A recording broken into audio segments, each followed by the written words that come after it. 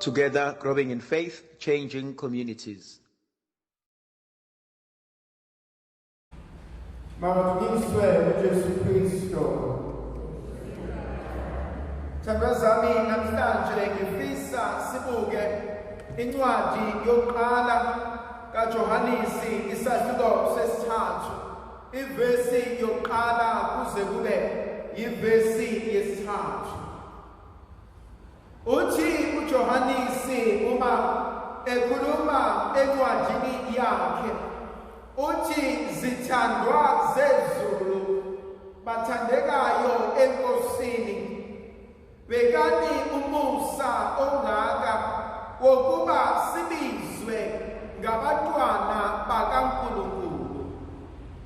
Inkonzo yokuqala engifisa ukhuluma ngayo ngibuka uNkulunkulu esivezela inhloso namandla nokukhulu bakhe uma ekhuluma nesidalwa esingumuntu.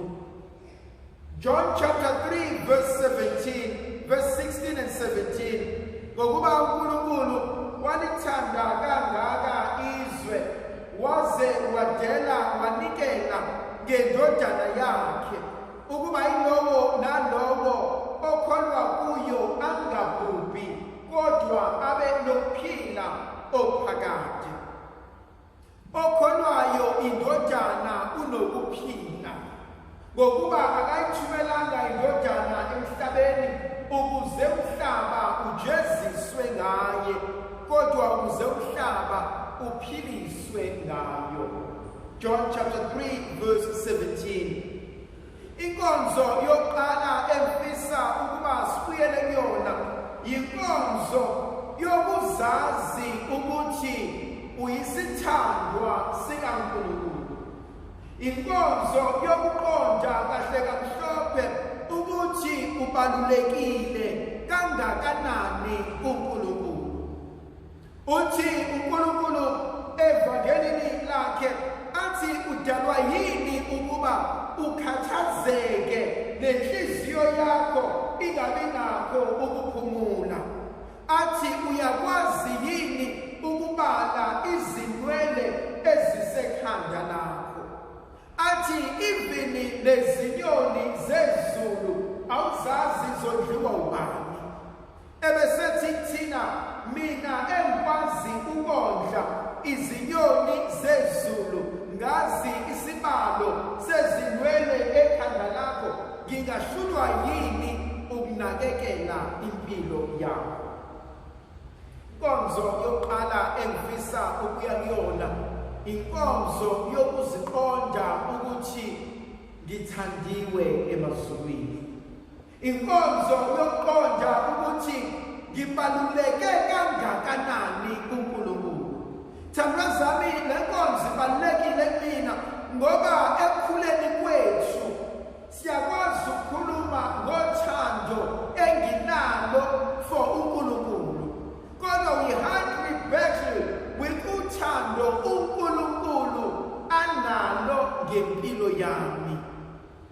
Sikhule emndenini, emphakathini, ebandleni kubantu abasitshele ukuthi ukuze ukwazi ukuthandwa kunezinto okumele uzenze. Sikhule emphakathini lapho bekumele ngibe umuntu omuhle, obukeka kahle, obehave in a certain way, owenza izinto ngendlela thizeni ukuze ukwazi ukuzuza uthando lwakho. Uma kukhona osekwenzeka, mina owokuqala ozishayayo azibuza ukuthi kungenzeka yini ukuthi mhlawumbe uSifanani kukhona engingakwenzanga. Namhlanje uNkulunkulu ufuna ukusifundisa into ehlukile. Ayikho into odinga ukuba uyenze ukuze akuthande. Ayikho into odinga ukuba uyishintshe ukuze akuthande. Uthi namhlanje uNkulunkulu ngamazwi kaMpostoli Pawuli kwabaseKorinte bokuqala chapter 13 from verse 4. Athi uthando luyabekezela. Athi uthando lumnene. Athi uthando alinawo amagqubu. Athi uthando aluzifundeli okwawo. Kuyavuka kumina ithandwa zami inkonzo ebuzwa nguDavide. Athi bengubani mina Nkosi? Athi nomuzi kaBaba bewuyini ukuba wena Nkosi bewungasenzela umusa ongaka. Thandwa zami, uNkulunkulu usithanda sinje. Ayikho into engingayenza ukuthenga uthando lukaNkulunkulu. Ayikho into engingayenza ukuze uNkulunkulu angibone ngibalulekile. Ngithanda inkonzo yokuthi ungitakula ngibishile, ungithatha ngigolile, angisuse ngisehlazweni. Ngibuka le nkonzo uNkulunkulu ayambulayo ngempilo yethu. And uNkulunkulu ufuna sishintshe indlela esicabanga ngayo. uNkulunkulu ufuna ukuthi kuthina sifanibani ngikuthanda because you are lovable. Ngikuthanda because mina uqobo lwami angikwazi ukusonda.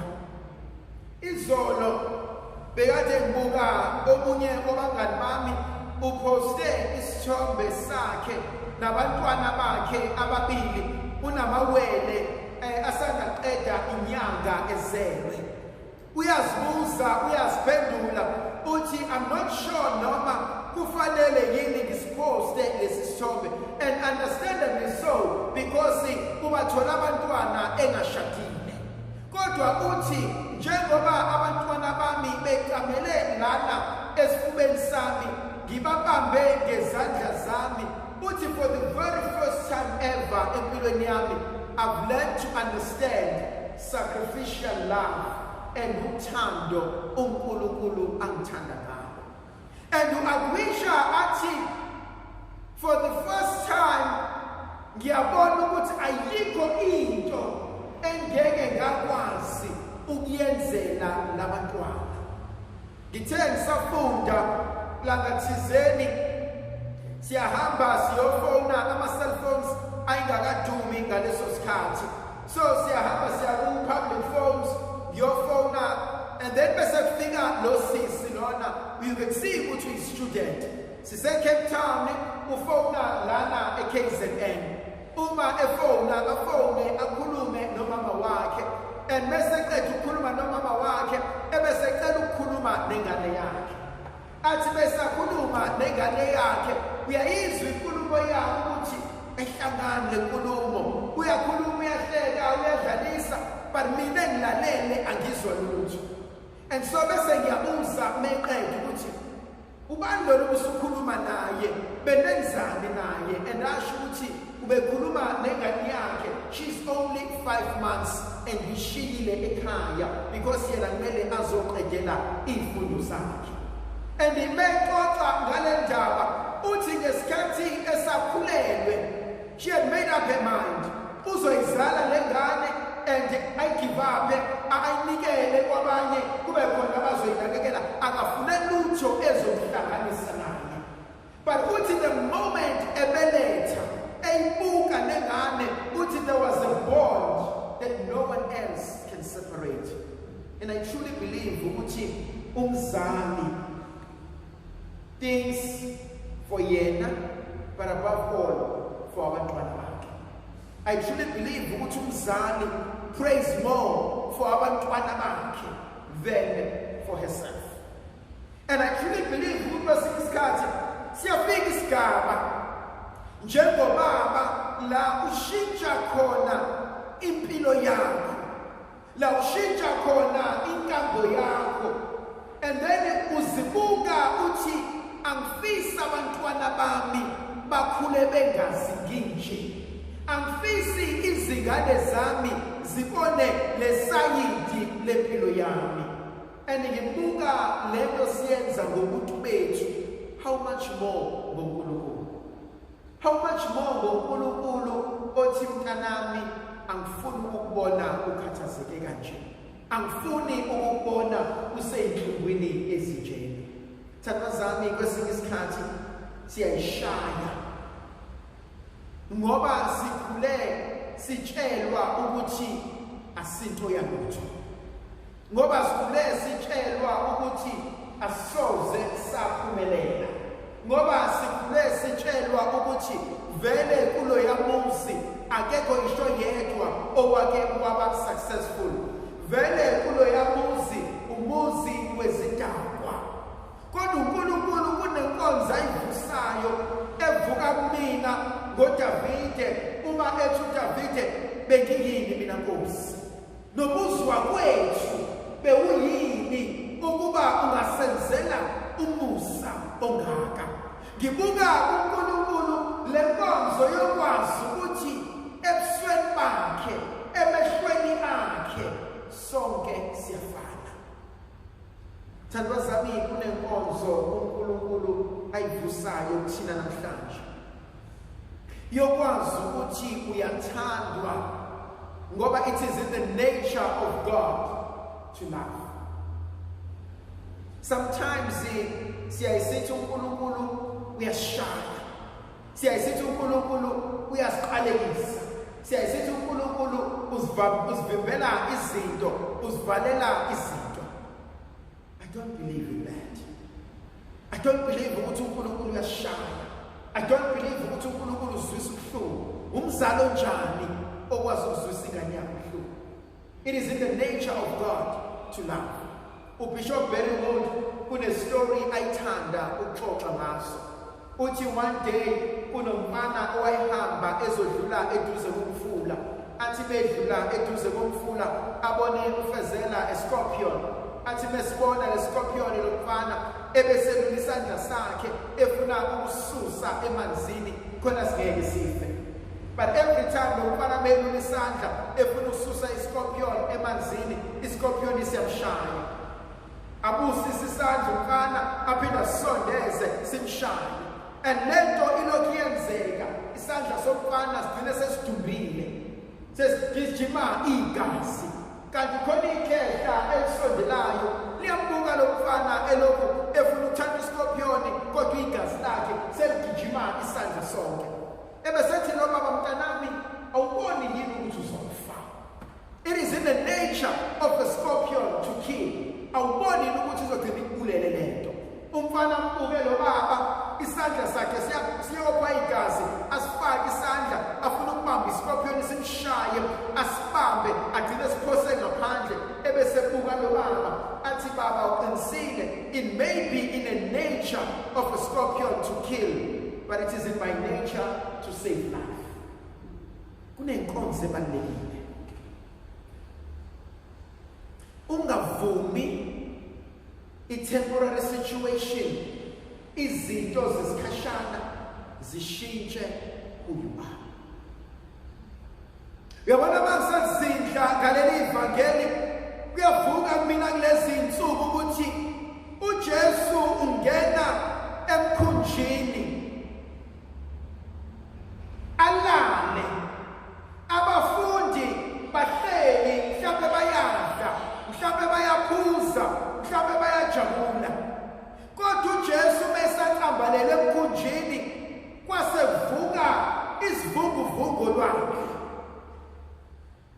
Sithi masivuka isivunguvungu lwandle, makuvuka umoya, makuvuka amagagasi, lithi izwi likaNkulunkulu, abafundi basaba, bathuthumela, bagijima baya kuJesu, bamvusa, bathi Nkosi naku sifa, ulalelele. Lithi izwi likaNkulunkulu wavuka umntaka Mariya, wabakaza wathi kwenze njani, ukhalelani? Bathi Nkosi awuboni ukuthi siyafa. Lithi izwi likaNkulunkulu lavuka iwundlu, mayivuka owenqaba kaDavide wathulisa imimoya. Thandwa zami, kungenzeka ukuthi ekhaya, empilweni, emshadweni kuvuka isivunguvungu. Athi uApostle Pawuli athi mina athi mkhulu nosesweni. yavuka mina lenkonzo ukuthi izinto izokwenzeka, igameko izokwenzeka, abantu bazokhuluma, nawe uzozidatha. Kodwa go back to Luke chapter 18, umethe uJesu, Petrus, bheka uSathane, ufuna impilo yakho, ufuna ukuhlenga, ufuna ukwasusa phambi kwabantu, ufuna ukubukanisa nawe, ufuna ukuveza amanyala akho, kodwa uzungakhohlwa, I have prayed for you. Thandwa zami kuyavuka kumina ukuthi inhlupheko zanganeno athi umpostoli Pawuli in Romans chapter 8 athi ayinakufaniswa nenkazimulo uNkulunkulu asibekele yona. Uthi namhlanje uJesu kuJohanesi uthi ngabantwana bakaNkulunkulu, kodwa ngingasixwayisa ngayo. Uthi ngabantwana bakaNkulunkulu, kodwa ngifuna niqonde ukuthi izwe anilazi, labantu engiphila nabo abanazi. Uthi uJesu kuJohn chapter 17 athi mekhulekela abafundi athi Nkosi ngiyabakhulekela, athi angikhulekeli bona nje kodwa ngikhulekela nalabo abazokholwa ngenxa yezwi labo. Uthi Nkosi, uthi Baba, ngiyasuka mina ezweni manje, kodwa sengibuyela kuwena, kodwa bona ngibashiye ezweni, bona ngibashiye emhlabeni. Uthi Baba, izwe alingazanga, uthi Baba, izwe alingithandanga, nabo futhi izwe ngeke libathande. Thandwa zami, awukwazi ukuthandwa yiwona wonke umuntu. Uyophendukelwa, uzuphendukelwe okuhle nayiswini. Uyophendukelwa, uzuphendukelwe owabanaye phambili elathini likaNkulunkulu. Uyophendukelwa, uzuphendukelwe olala naye embhedeni. Uyophendukelwa, uzuphendukelwe oqaphulelayo, uyomnika ukudla akwazi ukuphila. Into uNkulunkulu engibone sibuza kuyona ukuthi, why do you need people's approval in order to live your life? Bangaki thina abaphila impilo yokuncinkiselelwa? Mengavumanga uSibanibani, I can't do it. Mengavumanga uSibanibani, it cannot be done. Fanele ngiqale ngiyosha indesheni koSibanibani ukuze lento sikwazi ukuyenza. How many of us have lived impilo to please umuntu ongenandaba nawe? How many of us have wasted impilo zethu ukuze sijabulise abantu abayiphilela impilo yabo abangenendaba? Enye into engibuka ingithinte, kunabanye abantu abakholelwayo ukuthi uSibanibani engayi-approve lento ngempilo yami akwazi ukuba yiyona. Thina namhlanje uJesu izalukwazi enalisoze lakwazi. Kunomzekeliso engivame ukusho. Kwakukhona umfana omncanyana ehamba nekhehle elidala, bahamba badonsa imbongolo. Uma behamba bedonsa imbongolo bese beqhamuka esixukwini sabantu, mabebona labantu bathi abantu awo indaba kodwa libe zilima kangaka, awuboni ingane ikhathele, thatha ingane igibeze phezu kwembongolo ihamba. Ana kanjalo umkhulu ayithatha ingane ayifake phezu kwembongolo bahamba. Bathi babesahamba endleleni kube khona abaqhamukayo kuthiwa awu yini lena, le ngane ayinanhlonipho, ehlika wena gibela umuntu omdala, ubona ukuthi umkhulu lo neqembu seligugile, nakanjalo ehlika umntwana gibela umkhulu, bahambe ngembongolo bahlangane nabanye abantu babakaza abantu ukuthi awu kodwa umkhulu wazwanonya indaba ugibela ingane ihlale phansi, athi umkhulu beyigibele yona kwathiwa ngehlisa, kwathiwa imbongolo lena yathwala uJesu, gibelani nobabili, nakanjalo bagibele bobabili. Bahambe begibele bobabili, bahlangane nabanye abantu kuthiwa awu nazi nayikhathaza imbongolo kaNkulunkulu. Indaba kodwa nobabili khona gibele, behle bathiwa niyibone ukuthi ikhathele, bayithatha bayithwala, bahamba bayithwaleke manje lembongolo bahlangana nabanye abantu.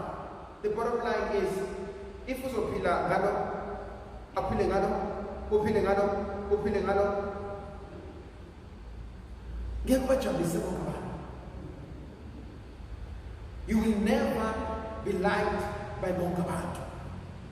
Ekugcineni you must learn to make your own decisions. Mara ekugcineni isithando sami, noma ngathiwa udluphuthula kini, olisithukwane lesithukwane, olifaka amanzi, walifaka ushukela, walinda laze labila wayidlela kona. At least uhlupheka ngento yakho. Ungafuni unconywa ngento engesiye yakho. Ufane nomuntu esona simbona sithi, "Wow, sasazinhle inwele zakho." Athi mina ngizona inwele zami ngizibolekile. Hawazi wamuhle sibalibani, hayi kuleka ngcono ngokwami, ngcono umuntu angihleke, kodwa angihleke ngemizamo yami. Ngiyogcina uNkulunkulu afuna usinika yona namhlanje. Uthi okwenzakalayo manje asikaqondi, kodwa ngelinye ilanga siyaqonda ukuba singabantwana bakaNkulunkulu ngoba siyakufaniswa noKristu. Iyodwa point engifuna ukuyisho ithandwa zami. Kunomzekeliso engithandayo ukuxoxa. Kwakunobaba wayekade ehamba nendodakazi yakhe. Indodakazi yakhe iyashayela. Ithi bishayela le ndodakazi yakhe bahamba ngeveni. Bese kuba khona istorm, isivunguvungu nje esikhulu esinamandla. Ukufanele kube mnyama, kunethi izulu kakhulu. Intombazane bese ithi baba, ngicabanga ukuthi asithi ukubisa imoto manje. Khona solindana lesithotho esikhulu. Athi baba mntanami asikwazi, kumele siqhubeke. And so intombazane eziqhubeka, isithotho siyaqinisa, lobumnyama buyaqinisa. Ithi intombazane baba ngisakwazi ukuqhubeka, sengicela ukuthi sime. Athi baba angifuni sime, ngifuna siqhubeke. Intombazane igcina isicasuka. Ithi micasuka igcina isikhala. Imemeze manje ithi baba ngifuni, baba ngikwazi, baba solimala. And iyayibona ezinye imoto ziyapaka, iyayibona iviki ingozi ngapha nangapha. Athi baba mntanami ngithi asiqhubekeni. And eventually they drive through the storm and to the upside. And when they get upside, they are greeted by a beautiful sunshine.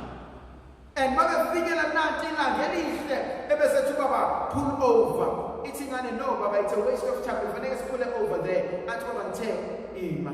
Mabeqeda uma baphumele ngaphandle, athi baba buka la zivela khona.